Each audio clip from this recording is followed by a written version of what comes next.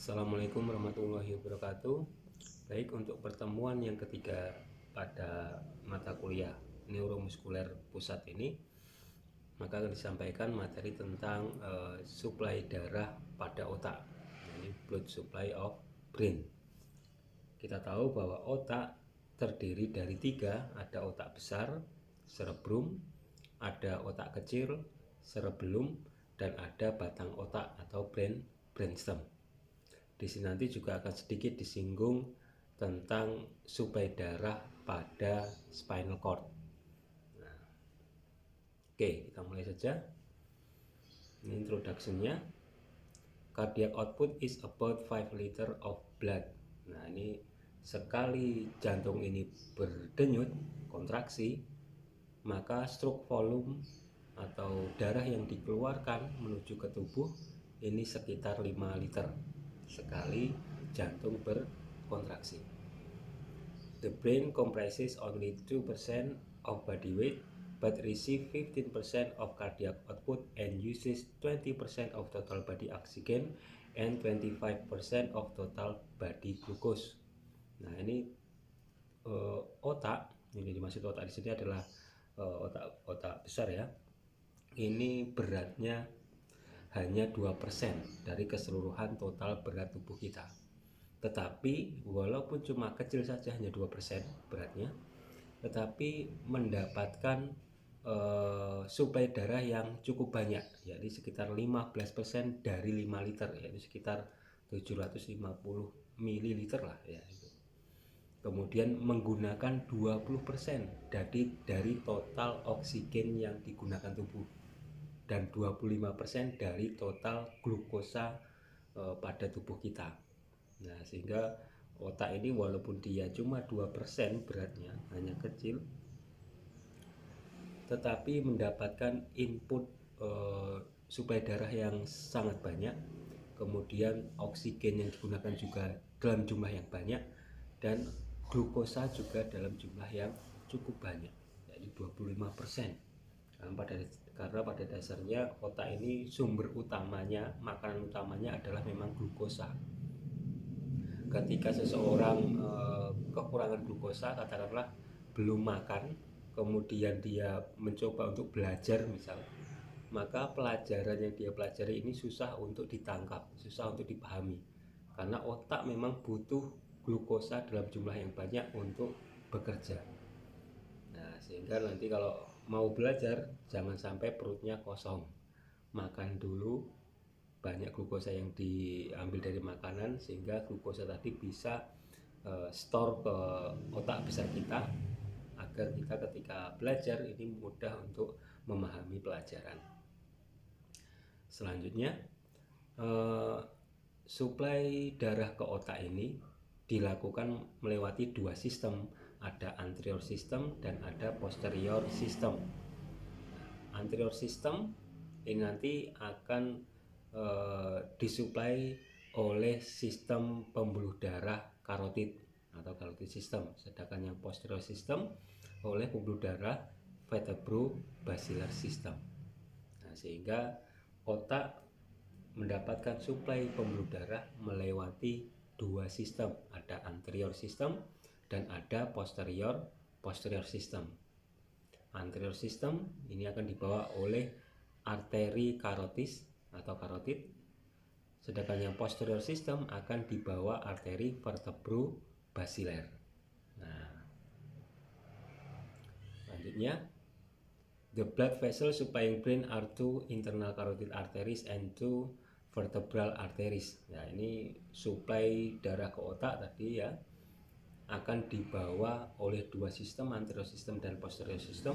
Yang anterior system ini dibawa oleh arteri internal karotis, ada dua, kanan dan kiri, sedangkan yang posterior system dibawa oleh arteri vertebrobasilar atau arteri vertebral kanan dan kiri.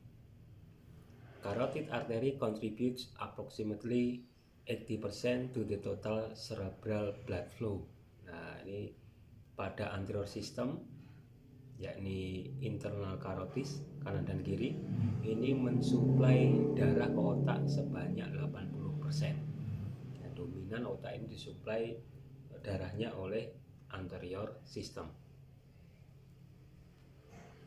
The remaining 20% coming from the two vertebral artery. Sedangkan sisanya 20% ini berasal dari suplai darah dari arteri vertebra.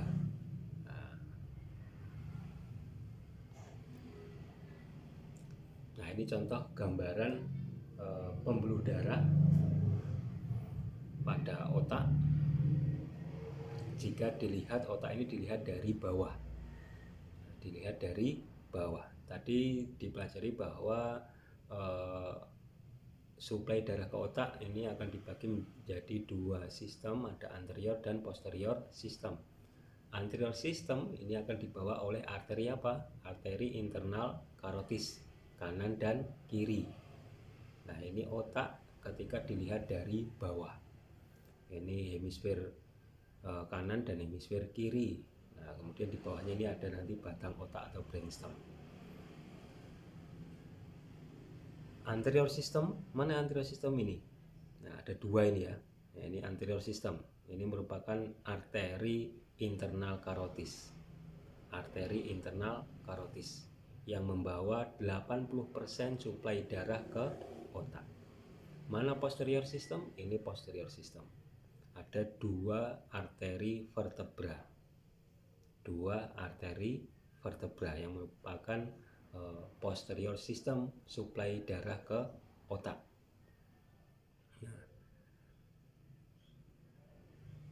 Anterior system internal karotid dan posterior system vertebrobasilar.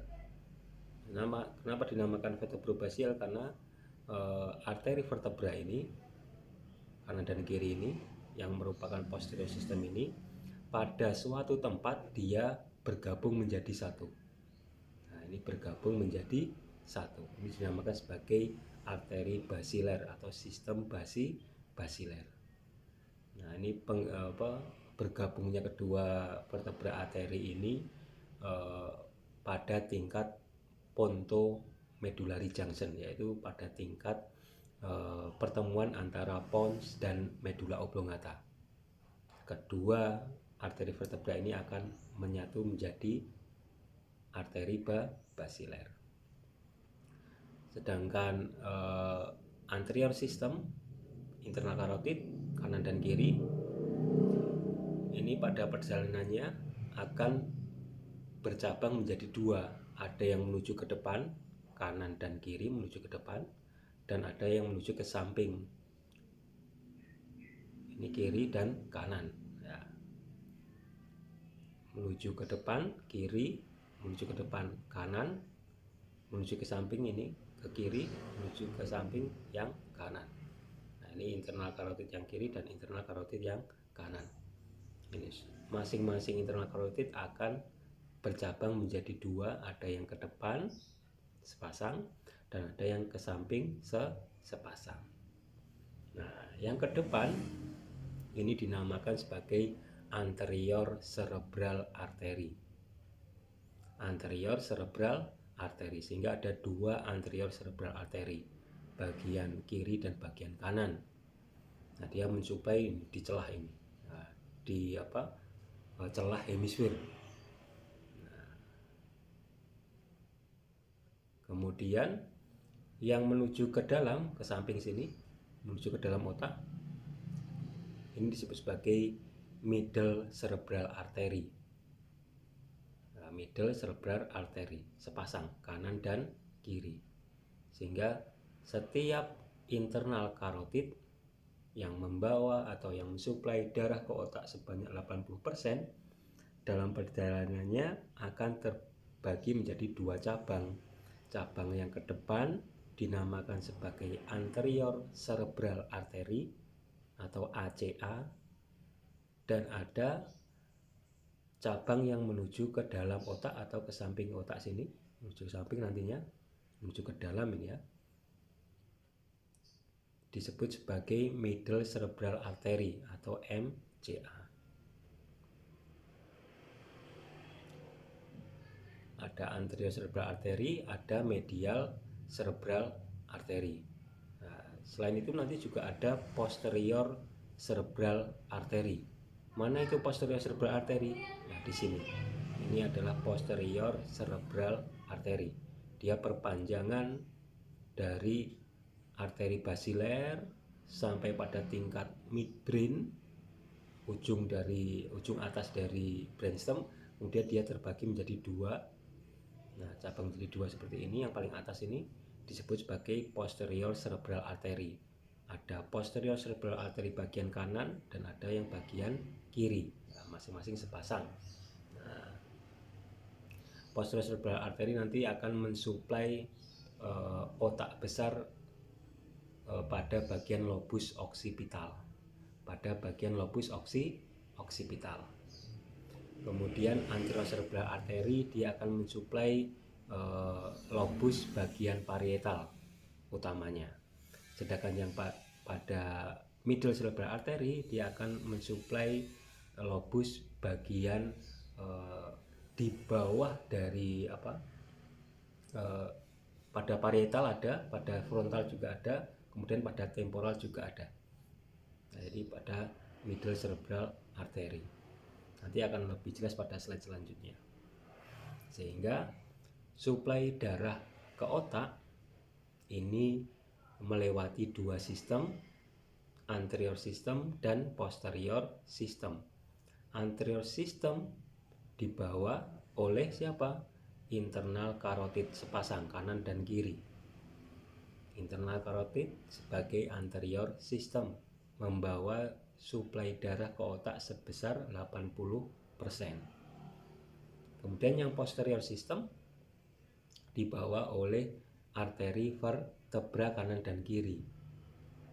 Nah, arteri vertebra kanan dan kiri ini pada suatu tempat dia bersatu disebut sebagai arteri basiler, sehingga sering disebut sebagai vertebro-basilar system. Ini membawa suplai darah ke otak sebanyak 20%. Nah, dalam perjalanannya arteri internal karotis kanan dan kiri terbagi menjadi berapa cabang? 2 cabang. Ada yang menuju ke anterior, ada yang menuju ke samping atau middle cerebral artery. Menuju ini sebenarnya ke dalam otak. Dia mensuplai otak bagian dalam. Nah, internal carotid kanan dan kiri bercabang menjadi 2 cabang. Ada yang ke depan anterior cerebral artery dan ada yang menuju ke dalam otak atau ke samping otak, disebut sebagai middle cerebral artery. Nah, oke, selanjutnya. Nah, ini otak dilihat dari depan. Nah, ini dari depan.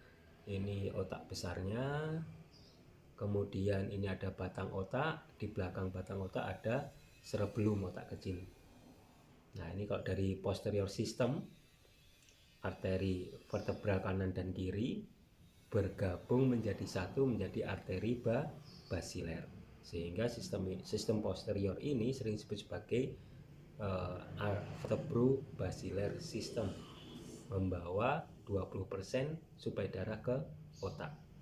Dalam perjalanannya, selain dia bergabung menjadi satu, menjadi arteri basiler pada pertengahan atau pertemuan antara pons dan medula oblongata, ternyata arteri vertebra kanan dan kiri ini dia juga bergabung menjadi satu, turun ke bawah. Nah, ini ada turun ke bawah antara arteri vertebra kanan dan kiri, dia juga bergabung kemudian menuju ke bawah. Nah, ini pembuluh darah atau arteri yang mensuplai 2/3 dari spinal cord. Mensuplai darah 2/3 dari spinal cord. Arteri ini dinamakan sebagai anterior spinal artery. Sehingga posterior system, arteri vertebra kanan dan kiri dia bergabung menjadi arteri basiler di atas, tapi juga bergabung ke bawah menjadi arteri anterior spinal atau anterior spinal artery, di mana arteri dari anteriospinal ini dia mensuplai 2/3 dari medula spinalis atau spinal cord. Posterior system dalam perjalanannya dia juga mensuplai medula oblongata, juga mensuplai pons, juga nanti mensuplai midbrain di atasnya. Ketika bergabung menjadi satu, maka ketika menjadi basiler ini, maka arteri tersebut dia juga mensuplai medula oblongata, pons, yang kemudian juga mensuplai midbrain, sehingga batang otak ini disuplai oleh posterior system. Selain itu, posterior system ini juga mensuplai darah ke otak kecil, kecil. Nah, contohnya di sini arteri vertebra kanan dan kiri, selain dia bergabung ke atas menjadi basiler, turun ke bawah bergabung menjadi arteri anterior spinal yang mensuplai darah spinal cord 2/3-nya. Tetapi arteri vertebra ini juga ada cabang yang menuju ke sini, kanan dan kiri, menuju ke belakang. Ada percabangan di sini. Nah, percabangan di sini dia mensuplai bagian bawah dari cerebellum, bagian bawah dari otak kecil, sehingga dinamakan sebagai posterior inferior cerebellar artery. Arteri yang mensuplai darah bagian posterior dan inferior dari cerebellum, otak kecil. Nah, ketika dia bergabung, arteri vertebra tersebut menuju ke atas menjadi basiler, dia juga mensuplai pembuluh darah pada anterior cerebral artery, AIC, anterior inferior cerebellar artery. Nah, anterior inferior cerebellar artery. Dia juga mensuplai darah lagi menuju ke bagian anterior dari cerebellum, bagian anterior inferior dari cerebellum. Yang kemudian di atas ini, setelah dia melewati pons, dia mensuplai darah ke pons dan ke midbrain. Kemudian sebelum dia menjadi posterior cerebral artery yang mensuplai lobus occipital pada otak besar, sebelum menjadi cabang itu, maka dia akan bercabang lagi kecil di sini, di bawahnya. Nah, ini mensuplai bagian atas otak kecil, bagian superior dari otak kecil. Ini dinamakan sebagai superior cerebellar artery. Nah, sehingga posterior system ini dia tidak hanya mensuplai otak besar, di bagian lobus occipital tentunya, tapi juga mensuplai darah ke batang otak, kemudian ke cerebellum, otak kecil. Tadi ada PICA, posterior inferior cerebellar artery, kemudian ada AIK, anterior inferior cerebellar artery, dan ada SCA, superior cerebellar artery. Nah, juga mensuplai darah menuju ke otak kecil. Selain itu, posterior system ini juga mensuplai 2/3 dari medula spinalis, mensuplai darah 2/3 dari spinal cord. Nah, dari arteri vertebra bergabung menjadi satu menuju ke bawah menjadi anterior spinal artery.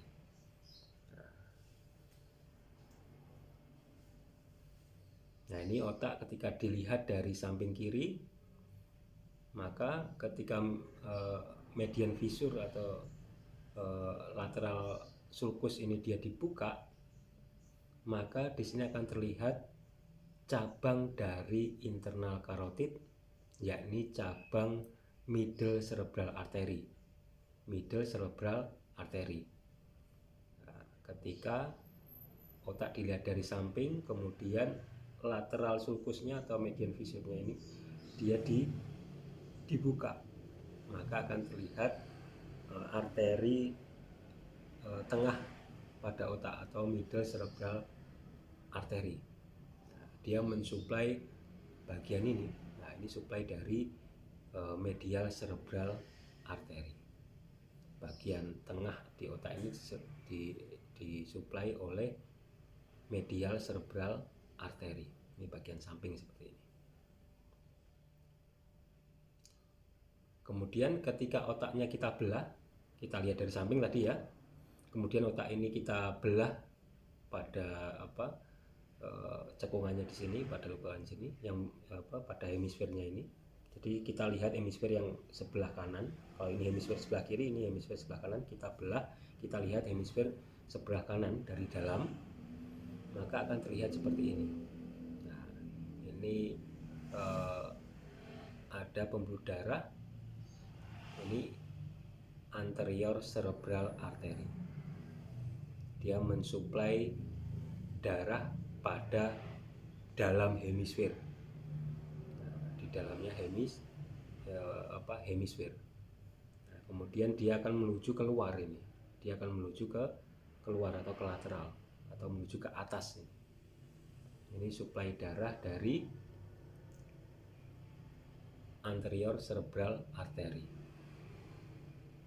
Sedangkan yang posterior dia akan mensuplai pada bagian belakang, khususnya pada lobus occipital. Oke, selanjutnya ada yang dinamakan sebagai circle Willis. Circle berarti ada lingkaran di sini. Yang membentuk circle Willis atau lingkaran yang ada di sini, lingkaran dari suplai darah ini adalah internal karotid kanan dan kiri. Dia tadi bercabang menjadi apa? Anterior cerebral artery dan middle cerebral artery, kanan dan kiri sama-sama bercabang menjadi anterior cerebral artery dan middle cerebral artery.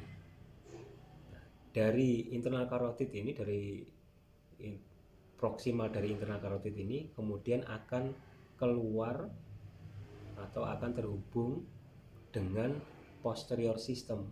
Nah, ini posterior systemnya di sini. Ini vertebral arteri kanan dan kiri. Kemudian dia bergabung menjadi satu, menjadi arteri basiler. Kemudian di ujungnya dia akan bercabang menjadi dua.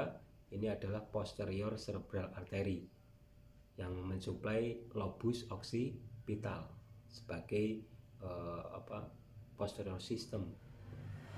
Nah, antara posterior cerebral artery dan karotid, internal karotid artery, ini ada pembuluh darah yang menghubungkan kanan dan kiri, ada yang menghubungkan. Ini disebut sebagai arteri posterior communicating. Nah, sehingga arteri posterior communicating ini dia menghubungkan antara karotid kanan dan kiri dengan posterior cerebral artery. Atau arteri posterior communicating ini dia menghubungkan anterior system dengan posterior system. Nah, pada arteri communicating ini karena dia berkomunikasi, communicating ya, saling berkomunikasi, artinya ini terjadi dua arah. Yang namanya komunikasi kan terjadi dua arah ya. Nah, kalau satu arah itu bukan komunikasi, itu perintah itu. Nah, ini communicating maka terjadi dua arah. Maksudnya apa? Maksudnya aliran darahnya dia bisa berlari menuju ke sana, ke atas, menuju ke anterior, ataupun dia berlari menuju ke posterior. Ada dua arah arus dari pembuluh darahnya. Sedangkan pada posterior system dia cuma searah saja menuju ke ujung, menuju ke distal. Dari proksimal menuju ke distal. Tetapi pada arteri communicating ini yang posterior contohnya, dia ada dua aliran, ada yang menuju ke posterior dan ada yang menuju ke anterior sesuai kebutuhan, situasional, sesuai kebutuhan. Kemudian internal karotid kanan dan kiri tadi bercabang menjadi dua, ada anterior cerebral artery dan middle cerebral artery. yang bercabang menjadi anterior cerebral artery kanan dan kiri, ini juga ada arteri yang menggabungkan kedua anterior cerebral artery, dinamakan sebagai anterior communicating artery. Namanya communicating, maka alirannya bisa bolak-balik, aliran darahnya bisa bolak-balik sesuai yang dibutuhkan. Katakanlah di sini ada penyumbatan, misal di sini ada penyumbatan, di anterior cerebral artery ini ada penyumbatan, maka suplai darah yang menuju ke otak depan bagian kanan ini akan berkurang karena di sini ada sumbatan, sehingga sebagai kompensasinya dari anterior cerebral artery kiri ini akan menuju ke anterior communicating artery dan mensuplai darah untuk anterior cerebral artery bagian kanan. Nah, jika di sini ada sumbatan, ini contohnya fungsi dari circle Willis bisa seperti itu. Kemudian disinggung lagi bahwa arteri vertebral kanan dan kiri ini bergabung pada tingkat apa tadi? Pertemuan antara pons dan medula oblongata bergabung menjadi satu menjadi arteri basiler. Dalam perjalanannya arteri basiler ini dia akan mensuplai darah ke otak kecil, anterior inferior cerebral artery atau AIK, dan dia juga mensuplai superior cerebellar artery, mensuplai bagian atas dari otak kecil. Bagian atas dari otak kecil disuplai oleh superior cerebellar artery, kemudian bagian anterior inferior dari cerebellar artery atau otak kecil disuplai oleh anterior inferior cerebellar artery. Kemudian pada arteri vertebral, selain dia bergabung menjadi arteri basiler yang kemudian akhirnya dia menjadi posterior cerebral artery, kedua arteri vertebral ini juga bergabung menjadi satu menuju ke bawah, mensuplai apa tadi? Mensuplai spinal cord, mensuplai medulla spinalis, dinamakan sebagai apa? Anterior spinal artery. Selain itu pada arteri vertebral ini juga sebenarnya ada cabang yang menuju ke sini, cabang kanan dan kiri. Cabang arteri ini dia mensuplai posterior inferior dari otak kecil, sehingga dinamakan sebagai posterior inferior cerebellar artery atau PICA. Sedangkan circle Willis dia terbentuk dari pertemuan atau adanya arteri communicating yang menghubungkan antara posterior cerebral artery dengan internal carotid. Kemudian yang di depan ada anterior communicating artery menghubungkan antara anterior cerebral artery kanan dan anterior cerebral artery kiri. Nah, sehingga ini seakan-akan membentuk lingkaran. Ini disebut sebagai circle of Willis atau circle Willisi, di mana anterior communicating artery ini dia bisa aliran pembuluh darahnya bisa bolak-balik. Nah, katakanlah tadi misal di sini ada sumbatan sehingga aliran darah yang dari internal carotid menuju ke anterior cerebral artery terhambat di sini, maka praktis otak yang disuplai oleh pembuluh darah ini dia akan kekurangan suplai darah. Maka untuk kompensasi ketika ada sumbatan di sini, maka bagian anterior cerebral artery yang bagian kiri ini dia akan mensuplai yang bagian kanan, melewati anterior communicating artery. Nah, itu contohnya. Begitu juga ketika ada sumbatan pada posterior cerebral artery bagian sini, misal bagian kiri misal ya. Nah, maka suplai darah ke posterior cerebral artery bagian kiri akan bermasalah, akan kurang suplai darah, sehingga bisa disuplai dari internal carotid melewati posterior communicating artery untuk kompensasinya.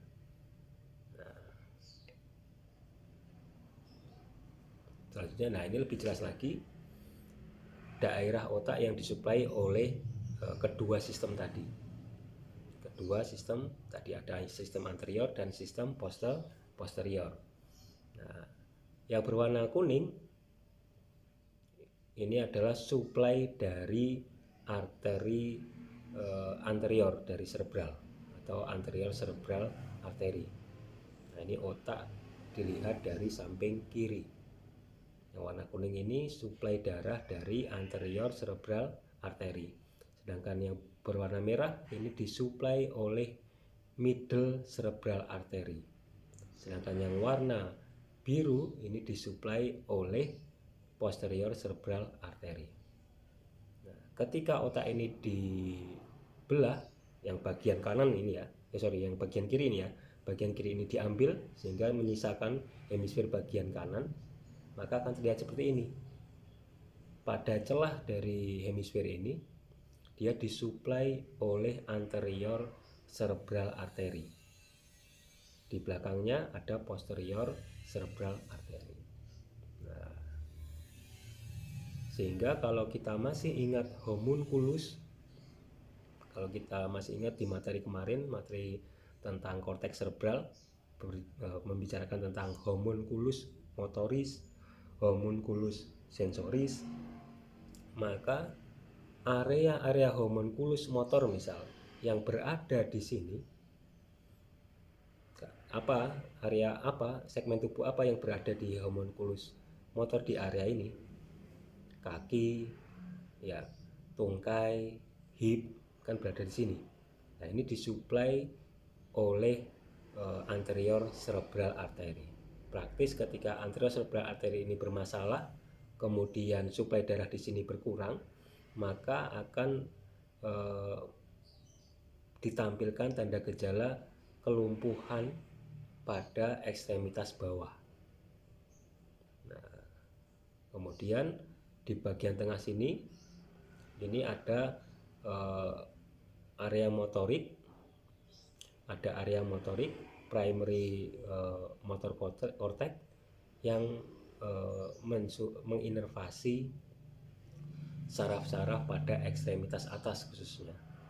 Sehingga praktis ketika middle cerebral arteri ini bermasalah, sehingga suplai darah di otak bagian sini dia bermasalah, maka akan menampilkan tanda gejala kelumpuhan pada ekstremitas atas. Sedangkan ketika suplai darah pada posterior cerebral arteri bermasalah, maka dia akan menunjukkan tanda gejala ada gangguan pada lobus occipital. Apa utamanya lobus occipital? Untuk penglihatan, untuk visual, untuk memproses input sensori visual.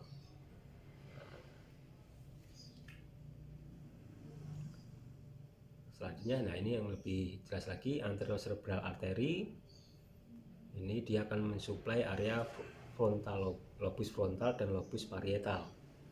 Nah, di mana anterior cerebral arteri ini dia akan mensuplai darah untuk nukleus motoris. Ya, ini nukleus motoris yang disuplai pembuluh darahnya ini. Nukleus ini dia fungsinya untuk menggerakkan ekstremitas bawah atau lower limb dan juga perineum. Nah, perineum ini antara anus dan kemaluan, ini dinamakan sebagai perineum. Nah, kemudian pada parietal dia juga mensuplai korteks sensoris untuk tungkai bawah atau ekstremitas bawah. Karena letaknya di mana tadi untuk anterior cerebral arteri? Nah, letaknya di bagian dalam sini. Ini hemisfer kanan bagian dalam. Di mana pada bagian dalam ini ada homunculus motoris katakanlah dan homunculus sensoris untuk ekstremitas bawah. Nanti silahkan dilihat pada materi sebelumnya, yaitu cerebral cortex, untuk melihat homunculus motor dan homunculus sensorisnya. Nah, sehingga ketika ada gangguan pada anterior cerebral arteri, sehingga lobus otak atau korteks otak yang disuplai ini kemudian suplai darahnya menurun, maka pasti akan menampilkan tanda gejala gangguan motoris pada tungkai bawahnya dan pada perineum. Kemungkinan bisa inkontinensia. Begitu juga dengan sensorisnya, sensoris tungkai bawahnya juga akan bermasalah. Bukan hanya gerakannya, bahkan input sensorisnya juga akan bermasalah. Nah, jadi di sini katakan occlusion of anterior cerebral artery, contralateral paralysis and sensory deficit in the leg and perineum. Nah, adanya gangguan motoris ataupun gangguan sensoris pada ekstremitas bawah. Kemudian urinary incontinence often with mental confusion. Nah, ini tadi suplai darah dari anterocerebral artery, dia mensuplai bagian dalam dari hemisfer tadi ya. Nah, di mana pada bagian dalam ini kalau dilihat dari homunculus motor dan sensor, ini ada tungkai bawah, kemudian ada hip, sehingga praktis ketika suplai darah di sini menurun atau berkurang, sehingga fungsi motor dan sensornya akan bermasalah. Nah, ini kalau dilihat dari samping, maka anterocerebral artery dia akan mensuplai bagian atas ini. Sedangkan di bagian tengah di sini dia disuplai oleh middle cerebral artery. Kemudian middle cerebral artery dia akan mensuplai sistem di subkortek, akan mensuplai nukleus atau sistem di subkortek. Subkortek artinya apa? Di bawah kortek. Kemarin pada pertemuan pertama kita membahas bahwa tiap hemisfer memiliki 3 unsur utama, 3 daerah utama. Apa saja? Gray matter, ya ini kortek. Kemudian di bawah gray matter ada white matter, ini bandel-bandel saraf. Kemudian di tengah white matter ada gray matter lagi. Nah, ini disebut sebagai sistem subkortek, sistem di bawah kortek. Nah, ada gray matter lagi di tengah-tengah white matter. Nah, ini ada yang ada thalamus, ada basal nuclei. Middle cerebral artery ini akan mensuplai basal nuclei dan thalamus.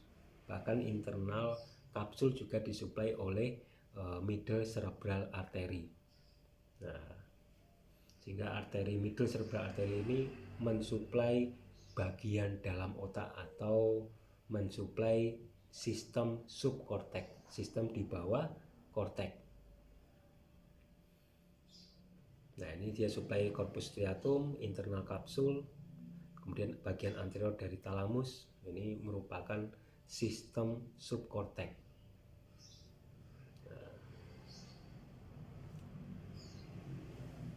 Nah, ini contohnya middle cerebral artery kiri dan kanan.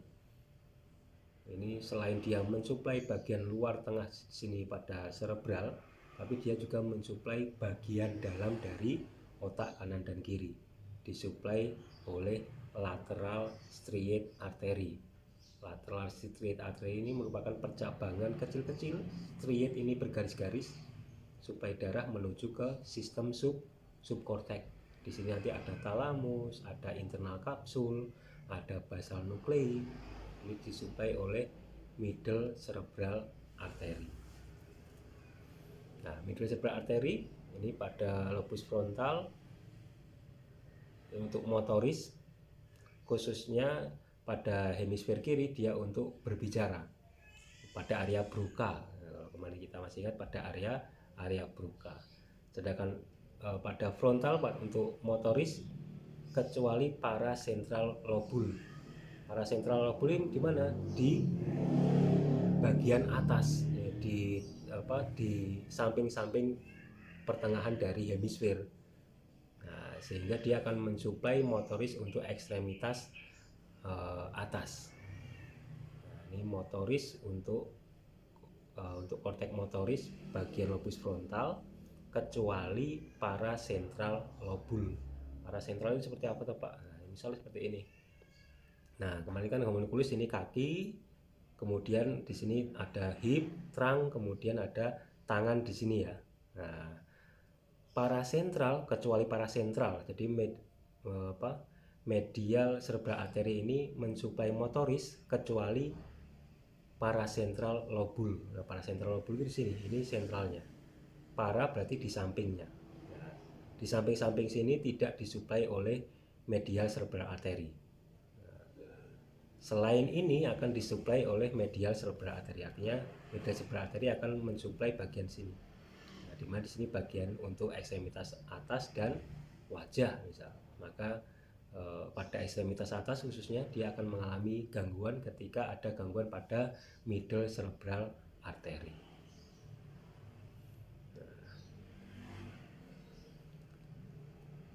Sensorinya juga sama, ada gangguan sensori dalam berbicara, gangguan sensori kecuali paracentral lobule, kecuali pada bagian ini tadi, kecuali pada bagian ini, karena bagian ini dia disuplai oleh anterior cerebral artery. Kecuali bagian ini, berarti bagian di sini yang disuplai oleh middle cerebral artery untuk korteks homunculus dari sensorisnya, sehingga akan terjadi gangguan sensoris ekstremitas atas khususnya ketika terjadi gangguan pada middle cerebral artery.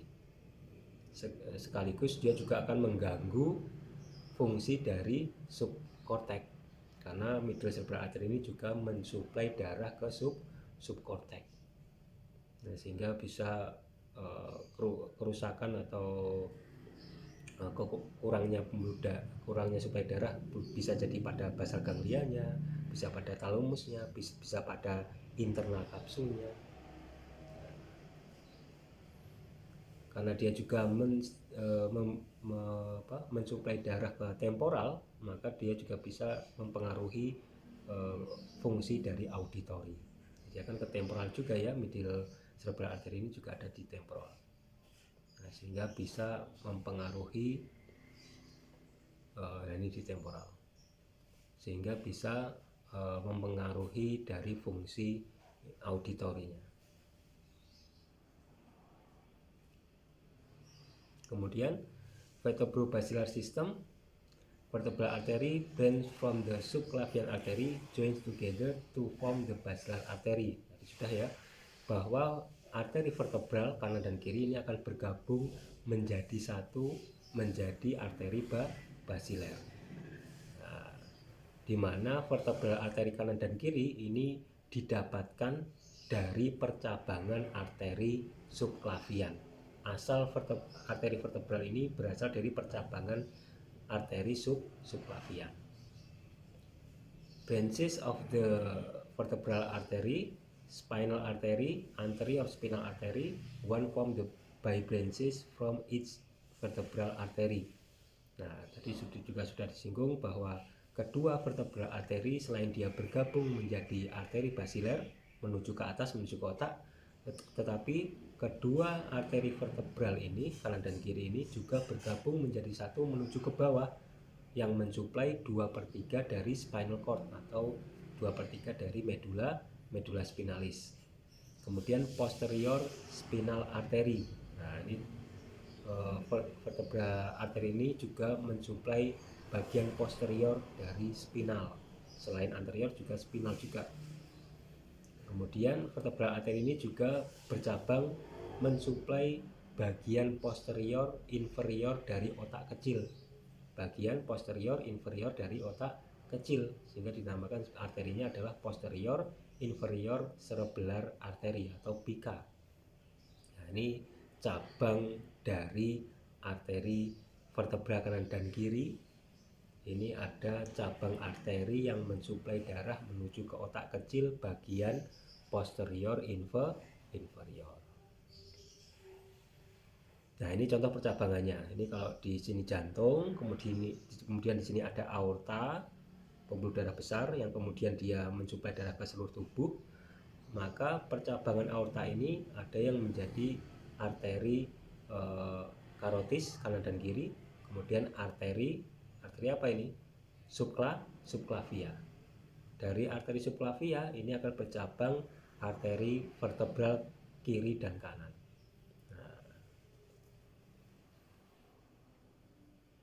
Nah, ini tadi bahwa posterior system arteri vertebra kanan dan kiri ini awalnya dari mana? Dari percabangan arteri subclavian. Arteri arteri subclavian dari aorta dia akan bercabang menjadi arteri vertebral kanan dan kiri. Nah, arteri vertebral kanan dan kiri dia akan bergabung menjadi arteri basiler ke atas, mensuplai batang otak, cerebellum dan otak besar. Selain itu, vertebral arteri kanan dan kiri ini juga bergabung menjadi satu menuju ke bawah, mensuplai 2/3 bagian depan dari spinal cord atau 2/3 bagian depan dari medula spinalis. Selain itu, vertebral arteri juga ada cabangnya lagi, ini kecil ini. Ini juga menuju ke cerebellum, menuju ke otak kecil. Nah, menuju ke bagian posterior inferior dari cerebellum, dinamakan sebagai posterior inferior cerebellar artery atau PICA. Ini percabangan pada arteri vertebral. Sedangkan pada arteri basiler nanti ada anterior inferior cerebellar artery. Nah, ini arteri yang mensuplai otak kecil atau cerebellar pada bagian anterior dan inferior, kanan dan kiri. Kemudian mensuplai medula oblongata, mensuplai pons, kemudian mensuplai bagian atas dari otak kecil atau superior cerebellar artery, yang pada akhirnya arteri basiler ini bercabang menjadi dua menjadi posterior cerebral artery. Ini mensuplai bagian oksipital, lobus oksipital dari otak. Nah, kemudian di anterior system ada internal karotid kanan dan kiri. Internal karotid ada yang internal karotid kanan dan kiri ini akan bercabang menjadi dua.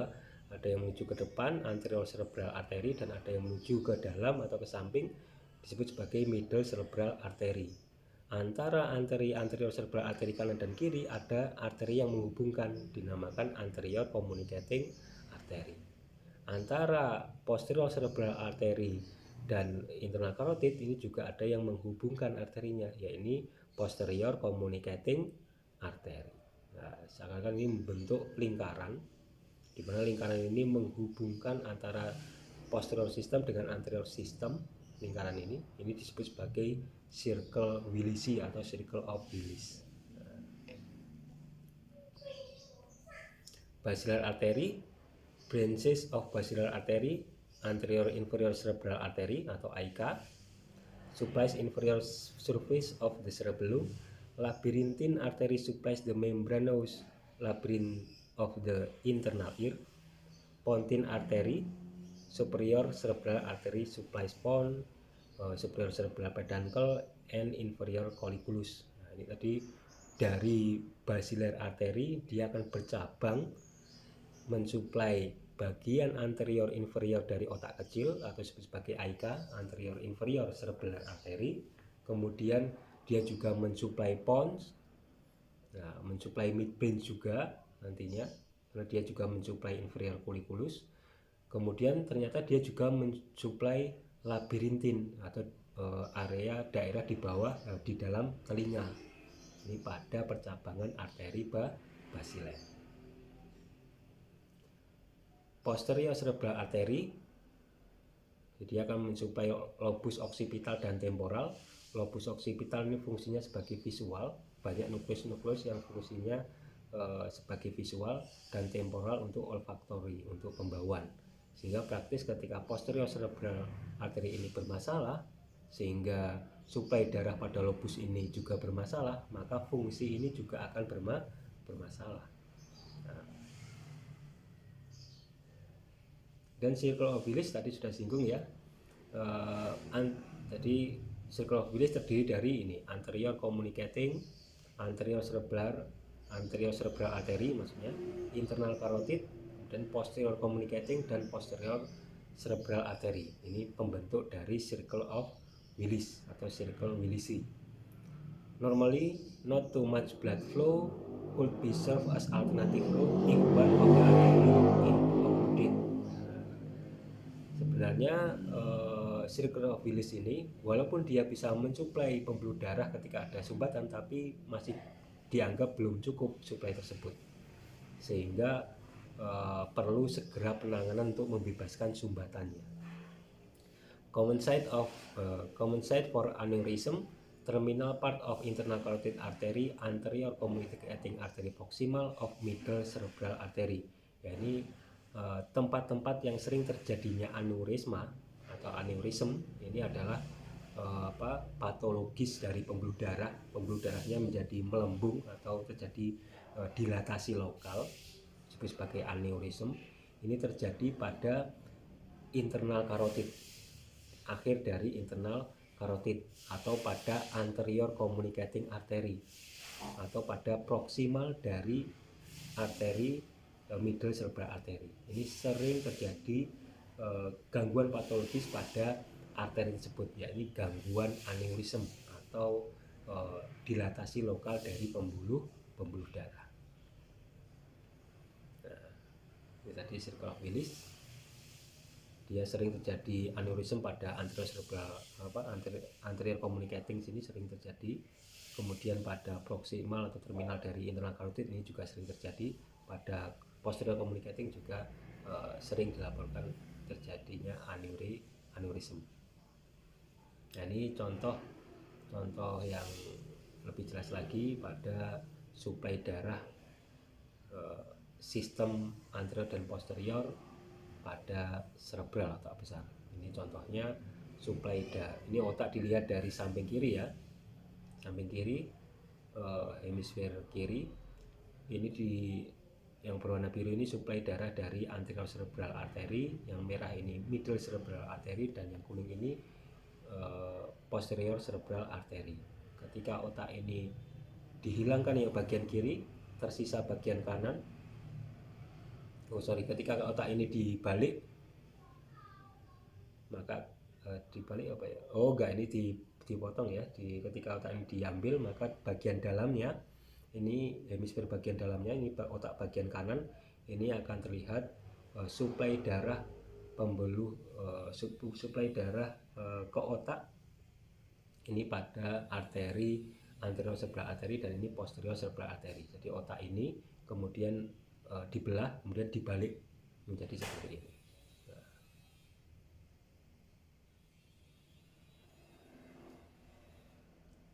Selanjutnya, what happens when blood supply to brain is reduced? Apa yang terjadi ketika suplai darah ke otak ini berkurang? Pertama, certain functional changes occur once blood flow to the brain decreases. Nah, tentunya ketika suplai darah ini berkurang, ketika suplai darah otak ini menurun, maka pasti akan merubah atau mempengaruhi fungsi dari otak tersebut. Nah, karena sel-sel inti saraf di otak ini sangat bergantung dari suplai darah. Karena suplai darah akan membawa nutrisi, membawa oksigen untuk sel-sel nukleus di otak ini tetap bekerja. Nah, sehingga praktis ketika suplai darah ke otak ini berkurang, maka aktivitas sel-sel nukleus, sel-sel inti saraf di korteks ini akan menurun kinerjanya.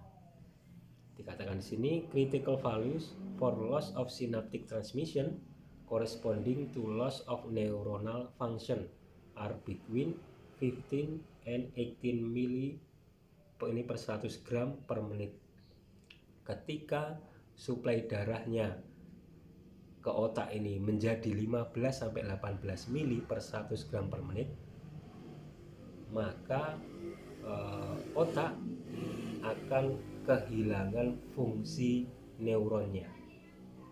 Kita tahu bahwa neuron atau nukleus atau sel inti saraf ini dia bekerja dengan cara melakukan aktivitas elektrokimia, melakukan aktivitas elektris.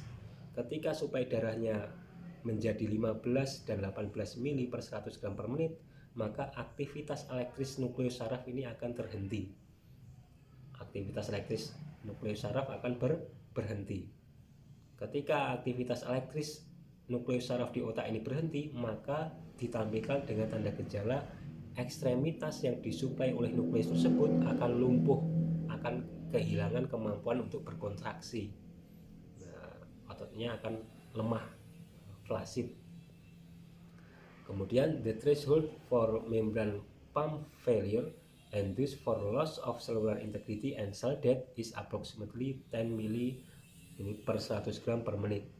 Nah, ketika suplai darahnya semakin menurun mencapai 10 mili per 100 gram per menit, maka sel nukleus atau sel inti saraf tadi akan mempunyai resiko untuk mati, karena keseimbangan sel sudah tidak bisa dijaga lagi, selnya akan mati. Ketika sel di otak ini mati, maka sel yang mati tadi tidak bisa hidup lagi.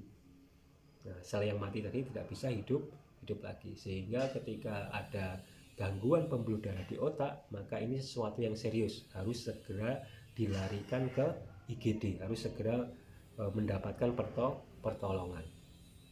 Nah, selanjutnya, it is generally assume that if cerebral blood flow stays above 18 mili ini per 100 gram per menit, tapi di bawah 20 sampai 25 mili per 100 gram per menit, neuron will survive but may not function.